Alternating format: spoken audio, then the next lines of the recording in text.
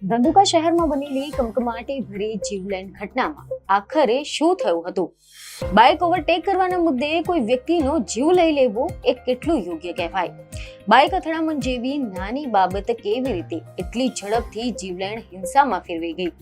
જાણો આગળ આ ઘટનામાં શું શું થયું. નમસ્કાર દર્શક મિત્રો, ગુજરાતમાં આપનું સ્વાગત છે. ધંધુકા અમદાવાદનું એક સામાન્ય લાગતું શહેર કે જ્યાં રોજિંદી જિંદગી પોતાના ધીમા પરંતુ સ્થિર ગતિએ આગળ વધી રહી હતી. વ્યસ્ત હતા, દુકાનોમાં ખરીદી કરતા હતા, રસ્તાઓ પર ગાડીઓની અવરજવર અને સામાન્ય રીતે શાંત લાગતું વાતાવરણ હતું. પરંતુ શનિવારની સાંજ આ શાંતિને ચીરતી એક એવી ઘટના બની ગઈ હતી કે જેને માત્ર એક પરિવાર નહીં પરંતુ સમગ્ર વિસ્તારને હચમચાવી નાખ્યો હતો.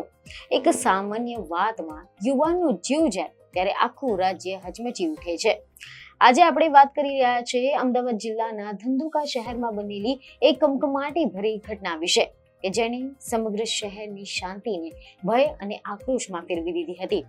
ધંધુકા એટલે સૌરાષ્ટ્ર અને મધ્ય ગુજરાતને જોડતું એક મહત્વનું કેન્દ્ર કે જ્યાં લોકો હળીમળીને રહેતા હતા. પરંતુ શનિવારની એ સાંજ કંઈક અલગ જ સંદેશ લઈને આવી હતી. એક નાની ઘટના, બાઇકની અથડામણ કે જે સામાન્ય રીતે થોડા મિનિટની બોલાચાલી પછી સમાપ્ત થઈ જતી હોય છે, તે આ વખતે એક જીવલેણ બનાવમાં ફેરવી ગઈ. ધર્મેશ ગમારા નામનો એક યુવાન કે જે કદાચ એ દિવસને સામાન્ય એક દિવસ જેવું સમજીને જ બહાર નીકળ્યો હશે, પરંતુ તેને ખબર પણ ન હતી કે આ દિવસ તેની જિંદગીનો છેલ્લો દિવસ સાબિત થશે. ઘટનાની શરૂઆત એટલી સામાન્ય હતી કે કોઈને પણ અંદાજ ન આવ્યો કે હવે આગળ શું થવાનું છે. બાઇક ઓવરટેક કરવાના મુદ્દે બે યુવાનો વચ્ચે બોલાચાલી શરૂ થઈ ગઈ હતી. શરૂઆતમાં શબ્દોનું અથડામણ થયું, ગુસ્સો, અહંકાર અને કદાચ યુવાનીની ઉકળાટ. પરંતુ આ બોલાચાલી ધીમે ધીમે ગંભીર સ્વરૂપ લેતી ગઈ. ઘટનાની શરૂઆત ખૂબ જ નજીવી બાબતથી થઈ હતી. બાઇક અથડામણ જેવી સામાન્ય ઘટનામાં બે પક્ષો વચ્ચે બોલાચાલી શરૂ થઈ ગઈ હતી.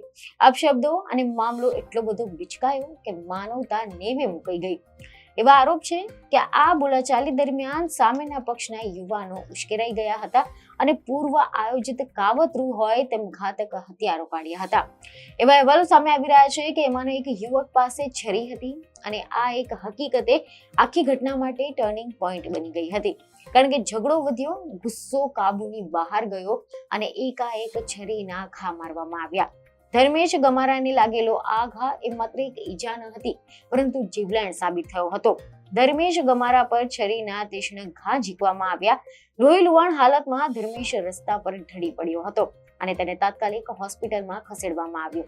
પરંતુ વિધિની વક્રતા તો જુઓ કે તેના પગમાં લાગેલી ઈજામાંથી વધારે લોહી વહેવા લાગ્યું હતું, જેથી કરીને વધુ પડતું લોહી વહી જવાના કારણે આ યુવાને દમ તોડી નાખ્યો. એક સામાન્ય ઝઘડાએ જીવ લઈ લીધો. આ ઘટના પછી વિસ્તારનો માહોલ સંપૂર્ણ રીતે બદલાઈ ગયો હતો. લોકોમાં ગુસ્સો ફાટી નીકળ્યો અને જેમ જેમ આ સમાચાર વાયુ વેગે ધંધુકામાં પ્રસર્યા તેમ તેમ લોકોના ટોળે ટોળા રસ્તા પર ઉતરી આવ્યા હતા. એક તરફ પરિવારનો આક્રંદ હતો અને બીજી તરફ સમાજમાં ફેલાયેલો પ્રચંડ રોષ.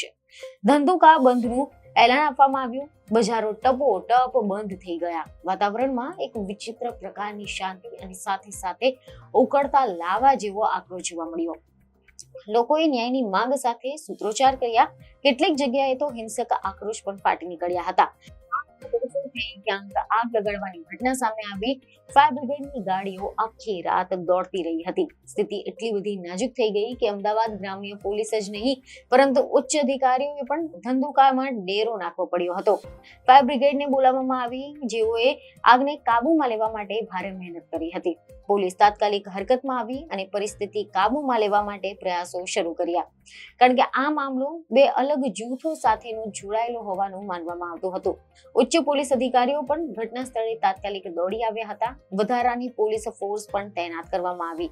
રાત્રે ખાસ પેટ્રોલિંગ શરૂ કરવામાં આવ્યું જેથી કરીને તણાવ વધુ ન વધે.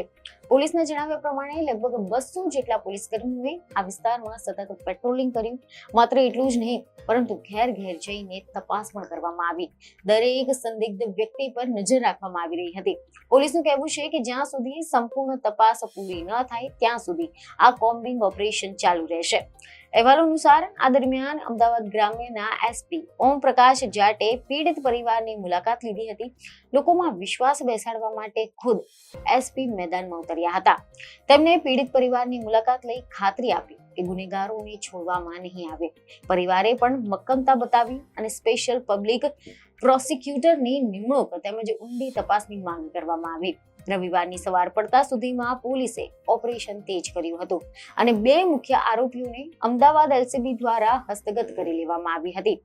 પોલીસની તપાસમાં જે બહાર આવ્યું તે ખૂબ જ ચોંકાવનારું હતું, કારણ કે એવા સમાચાર સામે આવી રહ્યા છે કે આ તપાસમાં એવું જાણવા મળ્યું કે એક આરોપીએ ધર્મેશને પકડી રાખ્યો હતો અને બીજાએ છરીના ઘા માર્યા હતા.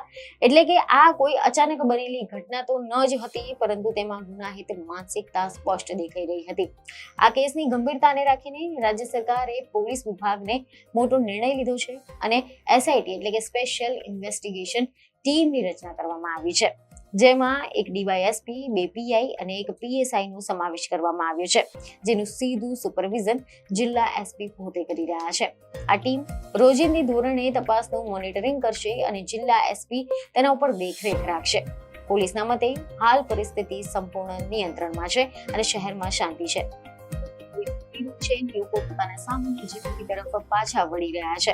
એટલે કે આજે ધંધુકામાં શાંતિ છે, દુકાનો ખુલ્લી છે, પરંતુ એ ભય હજુ પણ લોકોના મનમાં છે કે શું એક બાઇકની ટક્કર કોઈનો જીવ લેવા જેટલી મોટી જરૂરી બાબત બની જાય.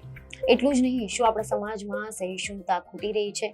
ધર્મેશ ગમારાના પરિવારે પોતાના વહાલ પુત્રને ગુમાવી દીધો છે, જેની ખોટ ક્યારેય પુરાવાયાની નથી, પરંતુ પોલીસની ત્વરિત કાર્યવાહી અને એસઆઈટીની રચનાથી એક આશા જન્મી છે કે કાયદો તેનું કામ કરશે અને આરોપીઓને એવી કડક સજા મળશે કે ફરી કોઈ આવી હિંમત ન કરે.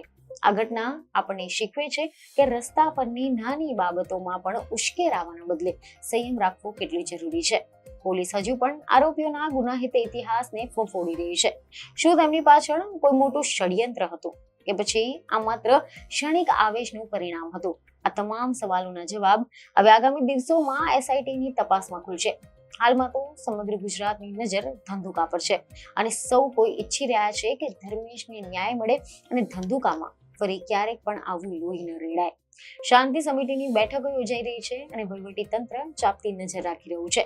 સોશિયલ મીડિયા પર પણ અફવાઓ ન ફેલાય તેના માટે પણ સાયબર સેલ સક્રિય થઈ ગયું છે. લોકોએ પણ શાંતિ જાળવી રાખીને પોલીસને સહકાર આપવો જોઈએ, કારણ કે ન્યાય પ્રક્રિયામાં સમય લાગે છે, પરંતુ સત્યનો વિજય હંમેશા નિશ્ચિત હોય છે. ધર્મેશ ગમારાના આત્માને શાંતિ મળે તેવી પ્રાર્થનાની સાથે આ કેસની દરેક અપડેટ પર અમારી નજર રહેશે. ન્યાય માટેની આ લડાઈ હવે માત્ર એક પરિવારની નથી રહી, પરંતુ આખા સમાજની બની ગઈ છે.